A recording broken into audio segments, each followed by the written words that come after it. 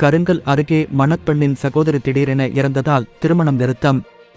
கன்னியாகுமரி மாவட்டம் கருங்கல் அருகே உள்ள ஆலஞ்சி பரவளை பகுதியைச் சேர்ந்தவர் ஜெகன் பாண்டியன். இவர் வெளிநாட்டில் வேலை பார்த்து வருகிறார்.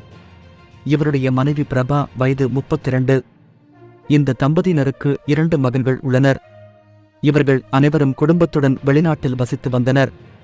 இந்த நிலையில் பிரபாவின் தங்கைக்கும் கருங்கல் பகுதியைச் சேர்ந்த வாலிபருக்கும் நேற்று திருமணம் நடத்த ஏற்பாடு செய்யப்பட்டிருந்தது. இதற்காக கடந்த ஒரு வாரத்திற்கு முன்பு பிரபா தன்னுடைய கணவர் மற்றும் குழந்தைகளுடன் வெளிநாட்டில் இருந்து சொந்த ஊருக்கு வந்திருந்தார்.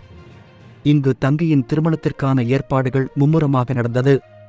இதனை முன்னின்று பிரபா குடும்பத்தினர் தனது துணையுடன் கவனித்தபடி இருந்தார். நேற்று அதிகாலையில் அவர் வீட்டின் முன்பகுதியை சுத்தப்படுத்தி கோலம் போட வந்தார். அந்த சமயத்தில் அவர் திடீரென மயங்கி விழுந்தார். உடனே அவரை உறவினர்கள் மீட்டு அருகில் உள்ள ஆஸ்பத்திரிக்கு கொண்டு சென்றனர். அங்கு பரிசோதித்த டாக்டர்கள் அவர் ஏற்கனவே இறந்துவிட்டதாக கூறினர்.